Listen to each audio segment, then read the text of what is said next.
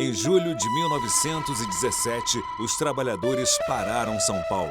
A greve geral encheu as ruas de protestos e esvaziou as fábricas de trabalhadores.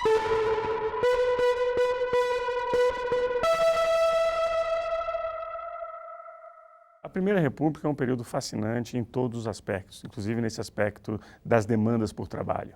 Muitas vezes nós ouvimos um certo senso comum de que não havia, digamos, uma organização, que não era uma coisa muito fragmentada, mas na verdade o que nós sabemos é que desde a Constituição de 1891, movimentos sindicais e partidos políticos se organizavam para obter maiores conquistas no ponto de vista das suas relações de trabalho. O contexto da greve geral de 1917 é o contexto do conflito mundial, da Primeira Guerra Mundial.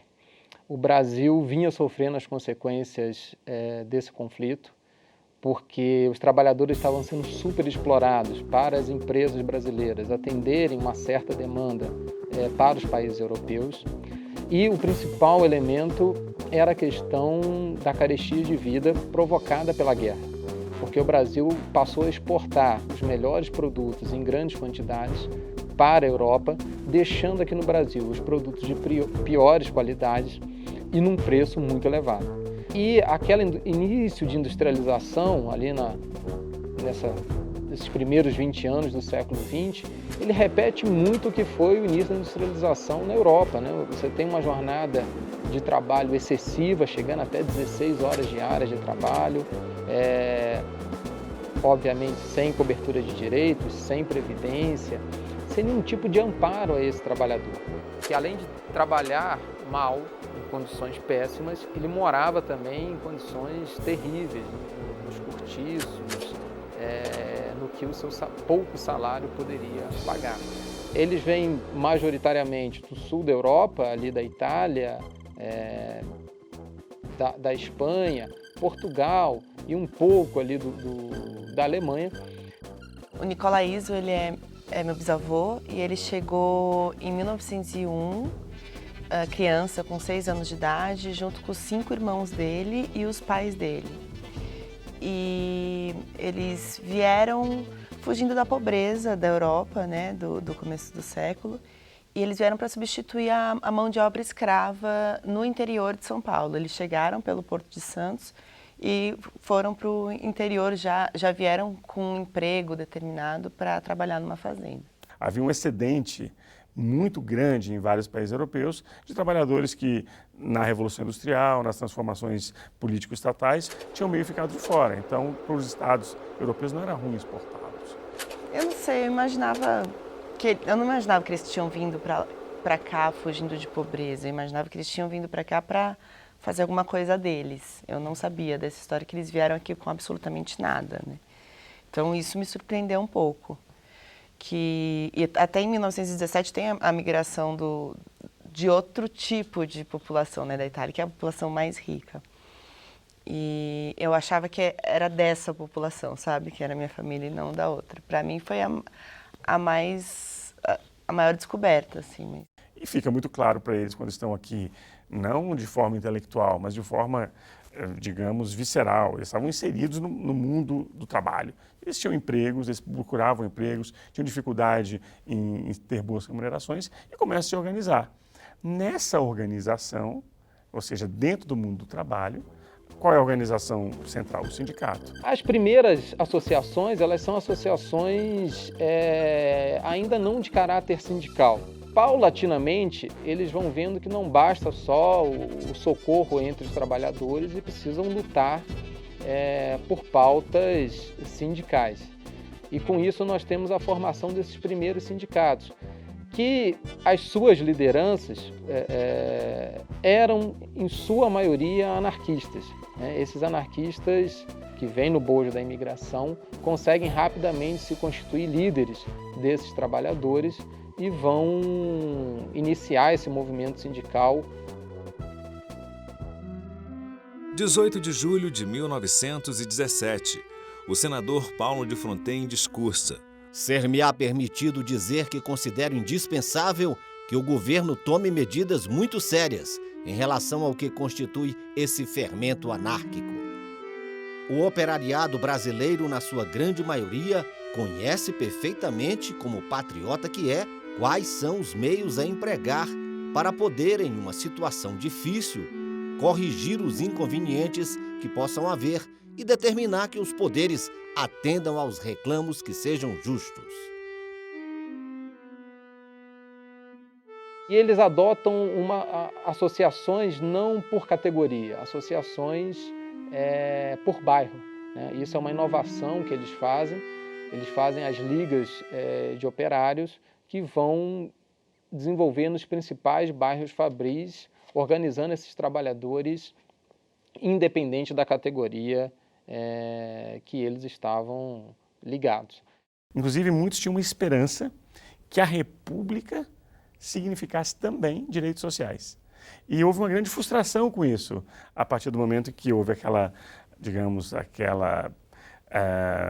indefinição política da Primeira República, nos primeiros mandatos, depois houve um arranjo com a política dos governadores e, de certo modo, a questão social não foi uma questão prioritária para a Primeira República. E aí nós temos a frase que é muito posterior, mas que resume muito bem o que é a questão social, no sentido de que a questão social é uma questão de polícia. Essa é uma frase do Washington Luiz, que, de certo modo, se aplica bem a todo esse período. Esses trabalhadores desembarcam no Brasil já com uma certa ideologia na sua bagagem. E eles já vêm imbuídos desse sentimento anarquista, já têm uma experiência, já têm contato com essa ideologia anarquista. Então, esses trabalhadores, frente a essas condições de trabalho que eram extremamente cruéis em relação a esses trabalhadores, eles rapidamente vão buscar uma forma de organização para lutar. As greves, elas vinham ocorrendo com uma certa intensidade nesse começo do século. A partir do conflito da Primeira Guerra Mundial, essas greves ganham intensidade. E naquele ano, em particular de 1917, o cotonifício Cresp ele tem uma primeira greve em maio e esses trabalhadores voltam ao trabalho.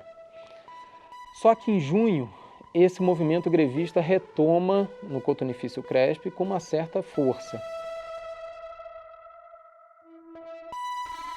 Esse movimento grevista ele vai ganhando adesão de outras fábricas em São Paulo. E vai ter um movimento curioso, né? Porque algumas fábricas, inclusive, vão parar não por uma demanda concreta daqueles trabalhadores, e sim por um movimento de solidariedade. Se a gente analisar, uma greve, ela é, digamos, a opção mais perigosa para os trabalhadores. Ela é um ato, a greve, é um ato paradoxal em si, que é que o trabalhador ele suspende o que ele tem de mais precioso, que é o que justifica a sua existência, que é a sua força de trabalho, para angariar mudanças na sua relação de trabalho. Então, é um grande risco fazer uma greve.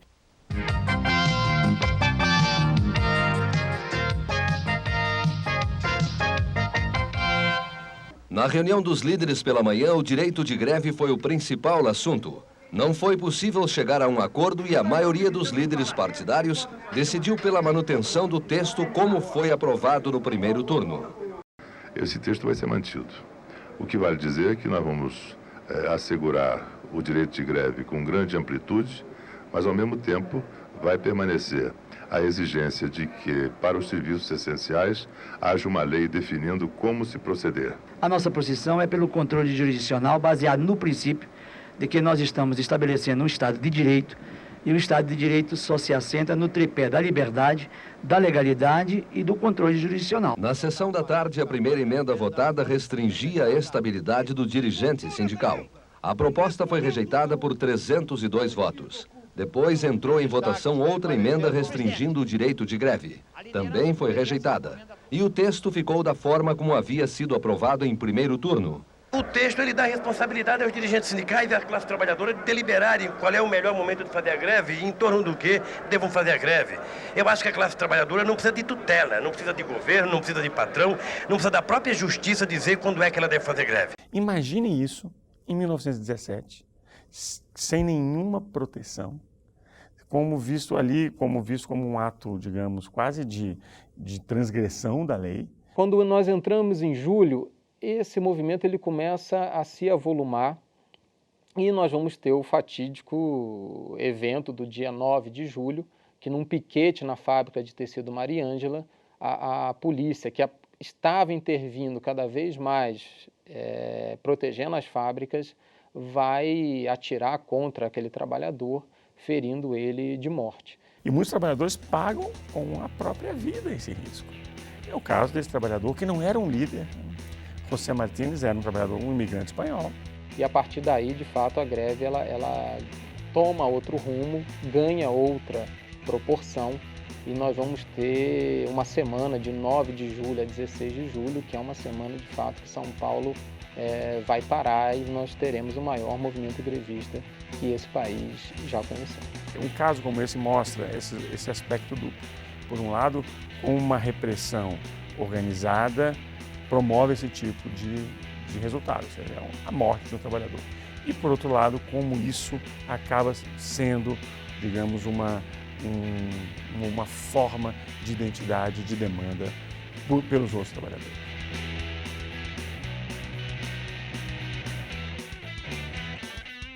18 de julho de 1917.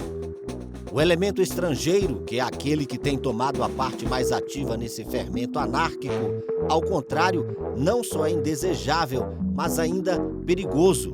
E sendo perigoso e nocivo, está nas mãos do governo poder expulsá-lo.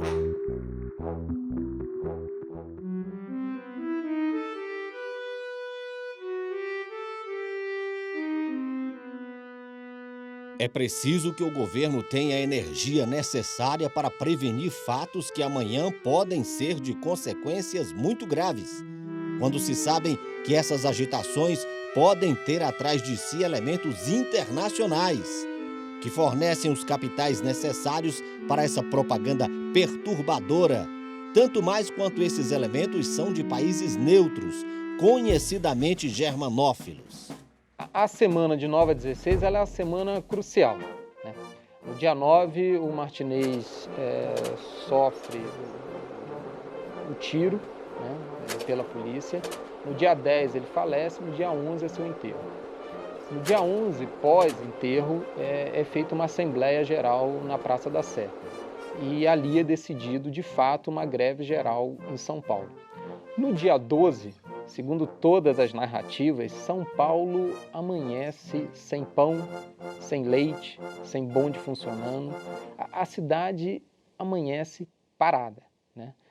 Para a gente ter uma dimensão do que significou essa semana, os números calculados é algo em torno de 100 mil trabalhadores parados. Agora, vale lembrar que São Paulo, nesse momento, tinha mais ou menos 500 mil de habitantes. Então, você vai ter 1/5 da cidade de braços cruzados nessa semana, principalmente do dia 12 ao dia 16 de julho. Então, essa semana ela é uma semana, de fato, crucial. O governo não consegue negociar diretamente.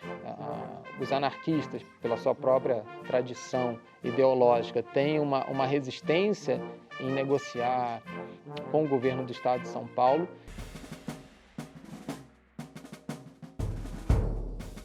E por isso foi constituída uma comissão entre representantes dos principais jornais em circulação naquele momento. Essa comissão de jornalistas, ela faz a mediação e os trabalhadores, através do seu comitê de defesa proletária, eles apresentam 11 pontos de negociação. Esses 11 pontos giram em torno de 3 temas básicos, né? Um primeiro bloco de questões é referente ao próprio direito de greve e de associação operária. Eles queriam a manutenção do emprego dos grevistas, a liberdade dos grevistas que estavam presos e o direito de associação em seus sindicatos. Uma segunda questão é relacionada aos direitos trabalhistas, aumento na hora extra, pagamento em dia, proibição do trabalho noturno para menores. Você tem alguns pontos ali referentes à questão trabalhista propriamente dita. E o terceiro ponto em relação à carestia.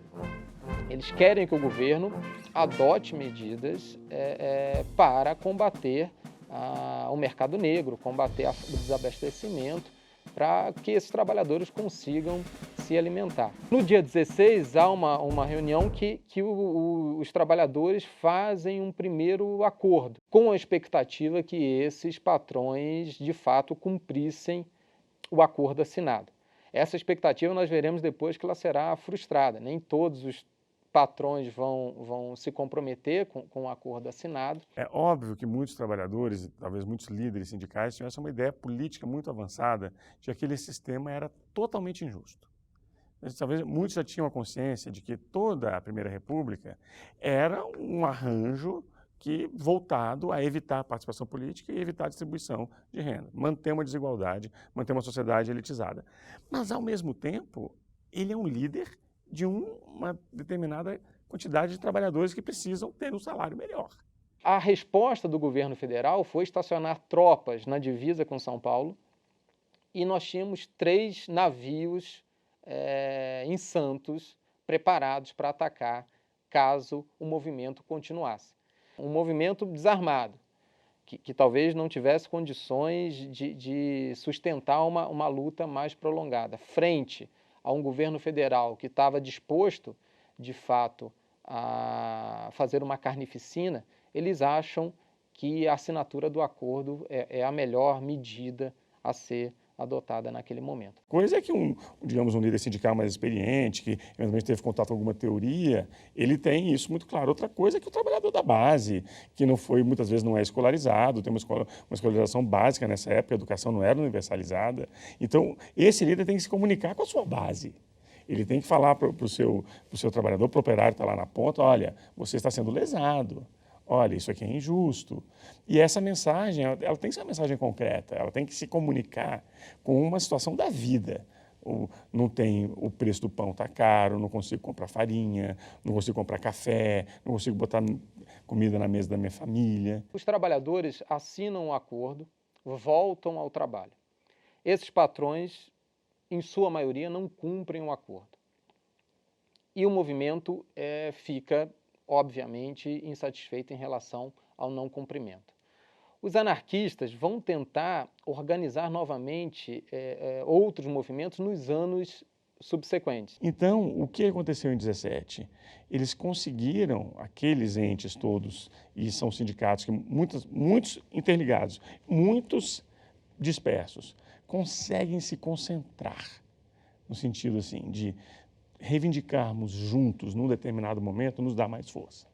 Os trabalhadores vão amadurecer a ideia de que era preciso o surgimento de um partido político que desse uma organicidade à classe trabalhadora e tivesse um projeto de poder por trás dessa classe trabalhadora. As principais lideranças que fundam o Partido Comunista do Brasil, a primeira tentativa em 1919, e depois, em 1922, são ex-anarquistas, né? Por outro lado, a resposta do governo federal e do governo do Estado de São Paulo é uma resposta de aumentar a repressão em relação à classe trabalhadora. Eles entendem que a solução não seria continuar negociando com essa classe trabalhadora, e sim reprimi-la. E vai ter um processo ali no estado de São Paulo de expulsão, prisão e expulsão das principais lideranças anarquistas daquele momento. Penso que é necessário recebermos de braços abertos todos que vêm aqui para trabalhar, mas que não podemos absolutamente deixar de eliminar os elementos que procuram, quando a nossa situação financeira tende a melhorar, perturbar a ordem, desmantelando todos os princípios em que está organizada a sociedade brasileira. Basta que se chame a atenção dessa gente para isto. O lema inscrito na nossa bandeira é ordem e progresso. E se eles não querem submeter-se ao que ali está estatuído, não venham para cá. O discurso está transcrito no Diário do Congresso Nacional. A semana de 9 a 16 de julho, ela entra para a história brasileira como a primeira vez, e talvez até hoje difícil de se repetir, que os trabalhadores brasileiros, em particular da cidade de São Paulo, conseguem de fato fazer um movimento que tem uma adesão inigualável para a história brasileira até os dias atuais.